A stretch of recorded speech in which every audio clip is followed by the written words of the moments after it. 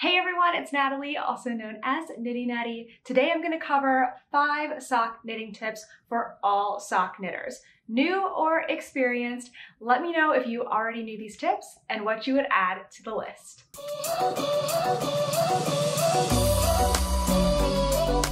Let's dive right in with tip number 1. The first tip is to knit your sock from the cuff down. Especially if you are a newer sock knitter, I highly recommend cuff down socks as starting out, as opposed to toe up socks for a few reasons. The first is that you'll be able to try out sock knitting in general without doing a bunch of new techniques casting on the toe at first. When you're knitting a sock, you're kind of basically knitting like a miniature hat. So if you've knit a hat before and you've done, ribbing and you've knit in the round, that's all you're doing on a sock. It's just a lot smaller. And sometimes we have to master new techniques like magic loop or double pointed needles or small circular needles in order to knit our socks. So it's nice to start out from a cuff down sock so that you don't have to develop new knitting skills on top of the needle skills that go with them. The other reason that I really like knitting cuff down socks for your first sock is it's so much easier to try them on. So once you've already knit the cuff and the leg and the heel, you can actually go ahead and pull it onto your foot, especially if you're doing magic loop or 2 circular needles, because you won't need to transfer your stitches in order to try it on. You can try it on and check your fit along the way.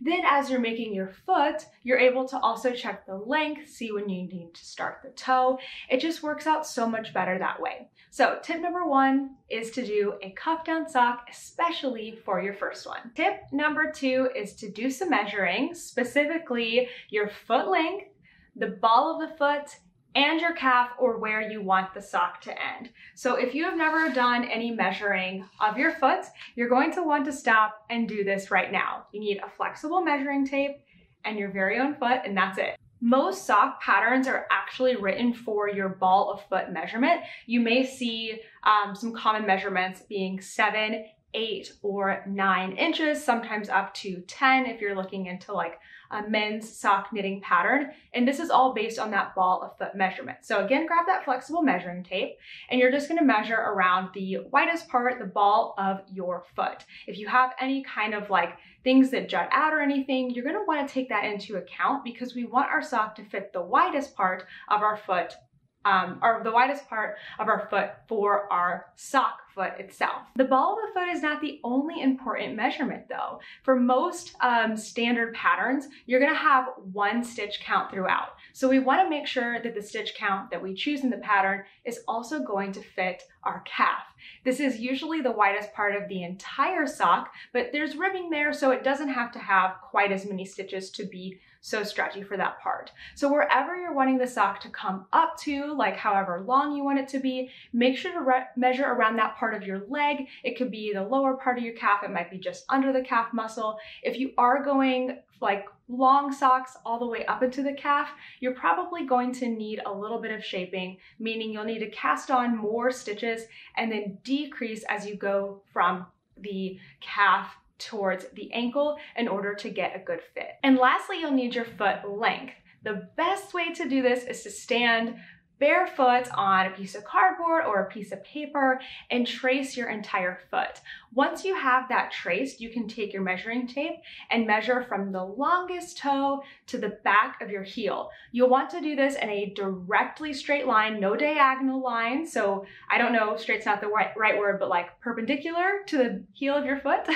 You want to do this in an absolutely straight line, no diagonals either way, to get the most accurate measurement. Now, if you're really interested in all of these measurements, we take a whole lot more in my Perfect Fit Sock class where I teach you how to take the measurements that you get and transform them into a custom fit sock for you. So if that sounds interesting, you can check out more through the link below. Tip number 3 is to knit a gauge swatch. I would venture to say that most sock knitters, even if you've made tons of socks, have probably never done a gauge swatch just for socks. A gauge swatch is going to tell you if the size that you choose in the pattern is going to fit you or not. You'll want to match the gauge of the person who wrote the pattern, or you might have to make an adjustment on your stitch count or which size you choose. I would say that most sock patterns have a gauge somewhere between 7 to 8 stitches per inch. Most sock yarns might range anywhere from 7 to 9 stitches per inch, but sock yarns can be vastly different, especially in ply and their content. If you get a 75-25, that is 75% superwash merino, 25% nylon, 4-ply yarn, it's going to behave a little bit differently than something that is 80% superwash merino, 20% nylon, and only has 2 plies. You might actually find an entire stitch per inch, an entire stitch per inch different in the gauge. And when we're dealing with something that is so small like a sock, those 1 stitch per inch differences really do matter. If a sock is patterned or has color work, that can also significantly affect the gauge. And the best way to figure out your gauge is to knit a swatch. I like to keep like basic bases, sock bases, swatched, and then keep a note on my phone here. I just have like a really simple note.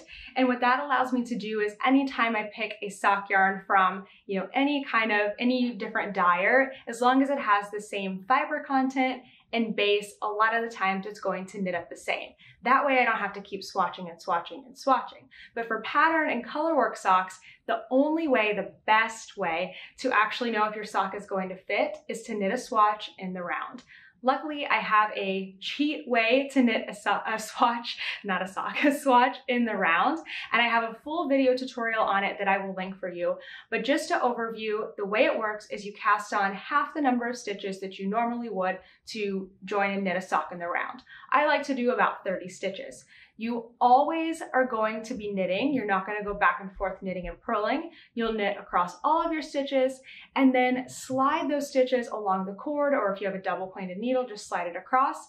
Carry the yarn across the back and then knit those stitches again. Then you just keep repeating and repeating and repeating this, and it's just like doing a sock in the round because you're always working the knit side. Make sure to also wash and block your swatch. That's how you're going to be able to tell your gauge the best. You can then cut those strands on the back and you'll get something that looks a lot like this. So before you go into your next sock, make sure you knit a swatch. Tip number 4 is to split your skein into 2 cakes. I love doing this when I'm preparing to cast on a new sock project because it prepares me to do tandem knitting. So instead of having 2 socks going on the same needles at the same time, I like to cast my socks on to separate needles and work on one for a little bit, maybe do the cuff on one, then the cuff on the other, leg, heel, heel. And I don't always do it this way. Sometimes I just take one and knit through most of the sock. And then if I get to like the heel, but I need to be out and about somewhere, I'll just pick up the second ball and cast that one on and do the simple parts and leave my sock that has the heel next at home. So I love this for tandem knitting. It makes it so much easier to prevent second sock syndrome. So how do you split 2 even cakes? Well, I am going to share that with you here really quickly. It's not as hard as it looks. The first thing you're going to do is just wind up the entire skein first. Cake the whole thing up. Then you'll weigh that cake. It's not always 100 grams, so make sure to weigh it and then divide the number of grams in half. Then you're going to start winding again from the center of the cake. Keep winding until you get your cake down to half of the original size. Then you can cut your yarn and pull that first cake off the winder. Then you're going to need to rewind the cake that you were winding from because now it's really deflated and messy and you just want to get it really nice and tidy. After you have rewound the second cake, you will have 2 nice even cakes that weigh the same. Bonus points if you want to put some little cozies. These are the 50-gram yarn cozies on there. This helps me get my socks done. It feels like so much faster, so I love this tip for sock knitting. Tip number 5 is to count your rows with Lightbulb stitch markers. This is hands down the best way to make 2 matching socks. And if you're really meticulous about counting your rows, you can know as you make another pair of socks exactly where you may need to adjust by a couple rows here or a couple rows there. Using these Lightbulb stitch markers is really easy. You're just going to place them in every 10 or 20 rows, whatever works best for you, on the straight shots of your socks. So this would be on the leg and on the foot. I also like to place a marker like at the very end of the heel and the beginning of the heel to kind of mark off those different sections. So here is how you do it. After you knit the cuff, place the marker in the 10th or the 20th row. And then as you knit, just keep adding markers every 10 to 20 rows. I like to leave the markers in as I knit the second sock. When you leave the markers in, you can then check as you're knitting the second sock that everything is still coming out the same. You're still knitting the same number of rows for the leg, the same number of rows for the foot, and that will really help you to make sure both of your socks match. Now, bonus points if you also take the time to either write down or maybe put in your Ravelry project page how many rows you do for a leg or a foot. So I like to do this for all of my own socks, especially for when I knit socks for other people. When I make socks for my mom over and over again, I can just look back at the project page and see exactly how many stitches let me put that down, cast on, how many rows I did for the leg, how many rows I did for her foot and her foot size, and it really just helps me make great fitting socks every single time. Those are 5 of my best tips for sock knitters, new and experienced. And coming up next week, I have 5 more tips to really help you step up your sock game. And if you love socks, please join us for Sock Week 2022. It's coming up July 10th through July 17th of this year, and more information can be found on the info page down below. Thanks so much for watching, and I'll see you next week.